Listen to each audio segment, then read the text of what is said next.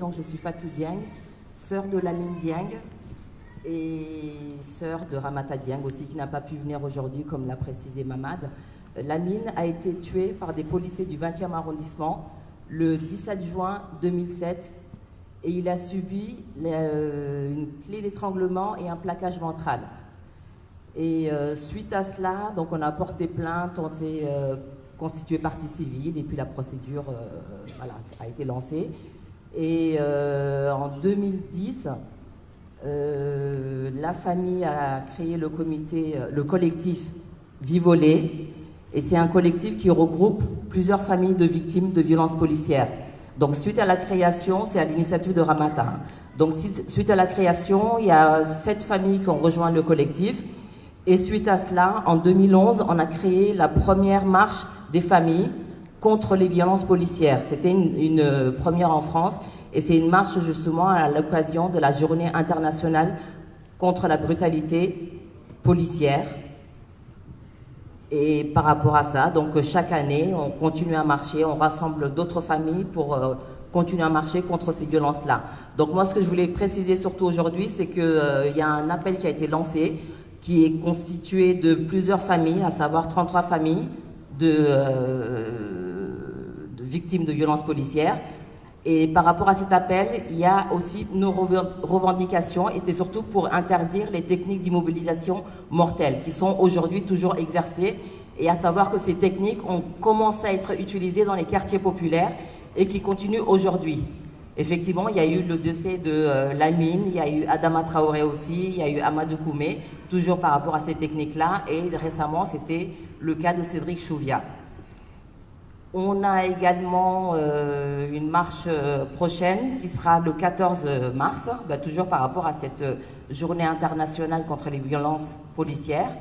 Et moi, ce que je voulais surtout préciser, c'est qu'il faut savoir que dans chaque histoire, lorsqu'il y a un jeune qui est tué, un père, un fils, un oncle, qui est tué par la police, c'est toute une famille qui explose.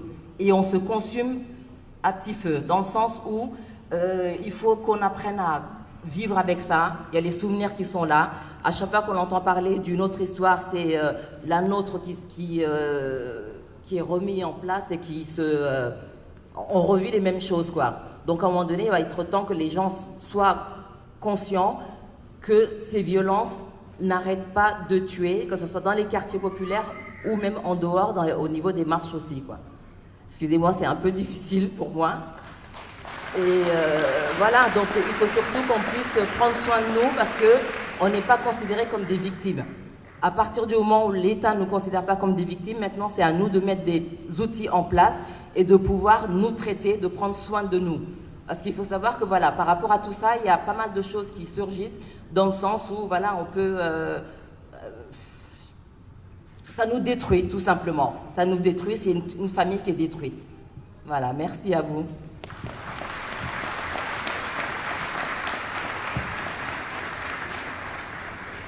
Bonjour à tous. Pour compléter ce que vient de dire Fatou, et je pense que c'est très important, c'est-à-dire que de toute façon, ce deuil, je pense que ça prendra toute une vie. Donc c'est un processus. À côté de ça, il faut savoir que le collectif Vivolé a lancé une campagne associée avec d'autres familles. Et cette campagne, justement, porte plusieurs revendications.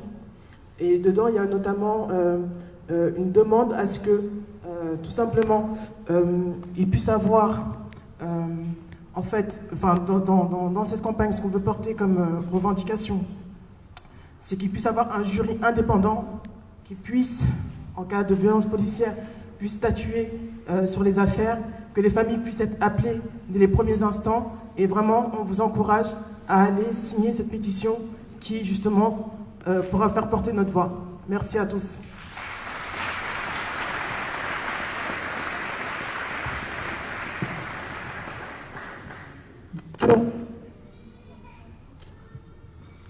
Allô?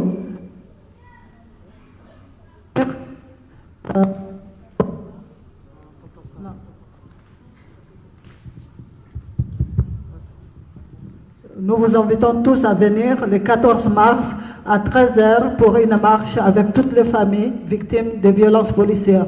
Cette journée, c'est la journée internationale contre les violences policières dans le monde. Nous allons marcher tous à 13h de l'Opéra jusqu'à la République. Merci.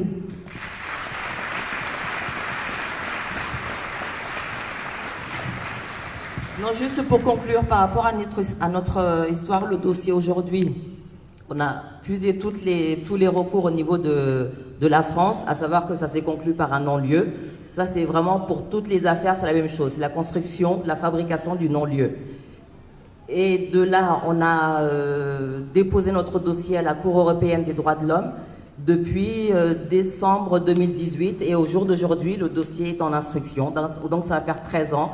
13 ans qu'on se bat, 13 ans de déni de justice, malgré que tout était dans le dossier pour que ces policiers soient condamnés, mais rien ne se passe. Donc à croire que le juge aussi, que la justice est complice de tout cela.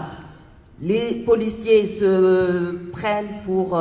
ils sont au-dessus des lois, c'est de l'impunité et la justice couvre tout cela. Et par rapport à cette marche du 14 mars...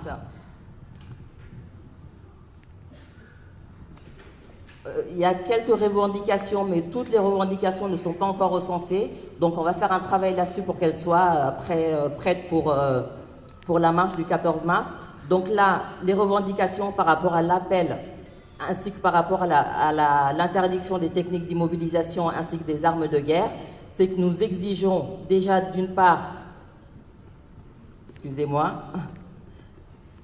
l'interdiction totale de l'usage par les forces de l'ordre de toutes les techniques d'immobilisation susceptibles d'entraver les voies respiratoires, l'interdiction totale des armes de guerre en maintien de l'ordre, le LBD, la grenade, le GMD, le GM2L et similaires, la création d'un organe public indépendant de la police et de la gendarmerie pour enquêter sur les plaintes déposées contre les agents des forces de l'ordre, la mise en place d'une réglementation qui associe la famille dès que le constat de décès, autopsie autorisée seulement après un entretien de la famille avec les services de médecine légale, la publication chaque année par le ministère de l'Intérieur du nombre de personnes blessées ou tuées par l'action des forces de l'ordre, du nombre de plaintes déposées pour violence par les forces de l'ordre, du nombre de condamnations prononcées.